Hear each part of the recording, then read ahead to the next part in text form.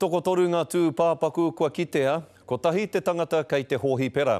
Whai muri ho i te aitua kino i te ara ākiwa i te taharaki o Rakiura. Toko iwa katoa ngā tāngata i runga i te waka Easy Rider, i te wā i wehe atu ai i murihiku i te rāapa, toko rua o rātou he tamariki. I te ahu whakateraki rātou ki motu titi, meara wāke ka tahuri. Toko rima ngā tāngata e kimi hia tonu tiana e te ropu tiaki moana me ngā prihimana, engari hea ki ngā kōrero nā te kino o te makariri o te wai o te ara ākiwa, e kore pēr rātou e kitea e ora tonu ana. Hea ki ngā whakamārama mai ki a mātou o te karere, he whanau ngā rātou ki a rātou. Arā ke atu te kino o ngā haukerekere ki tēnei pito o te motu. Engari kei te pupuri tonu te hapori i te manako. Everyone will be giving 110% at this point with what they can do to help in whatever way. We've got some very, very skilled seamen as well as emergency services. Ko rewai hāwera karetai te kāpene o te waka i Tahuri. E whā te kau mawhitu ōna tau. Kaore anō kia kite i āia. E rua maramanoa ki muri, ko ia te kai whakaora i etahi tokotoru i tata mate ki roto i tēnei moana. I kōrero a te karere ki te whaia o Poi Gillies no nā kua nei. I runga hoki ia i te waka i tōna tahuritanga. Kua pokea te whānau e te mamai, kaore rātau mo te hiahia kōrero i tēnei wā. Heoi kei te rongo te hapori o motu pōhue i tō rātau mamai. Everybody here is related. Even if they're not related by blood, they're related by bluff. Ka tahi te waka taua moana e kite i ngā toenga o te waka Easy Rider e pai ana ki te ākau.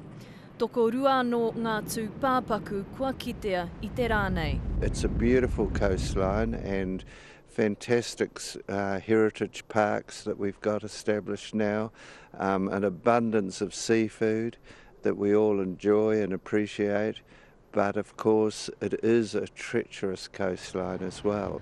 Āhua whā te kau haora e ngaro ana te whānau ki rō wai. Kei te kaha haurapa tonu ngā rōpū tiaki moana me ngā prihimana i a rātau. Jasmine Pearson, Te Karere.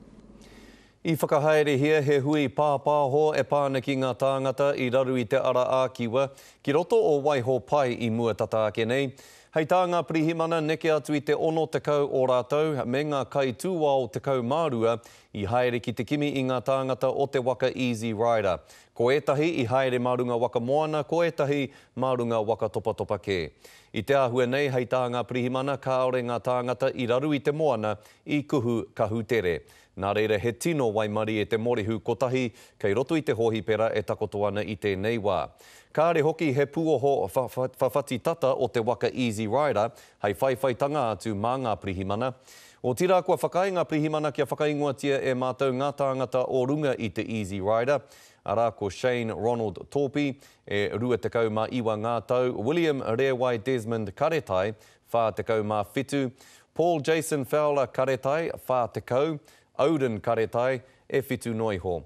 Bo Taikawa Gillies, rua te kau mā waru, John Henry Karetai, e rima te kau mā waru, Peter Glenn Pēkamu Bloxham, e rima te kau mā toru, David George Fowler, e rima te kau, ko Dallas Tūmoana Reid i te tangata kei roto i te hohi pera i tēnei wā, e whā te kau mā toru o na tau.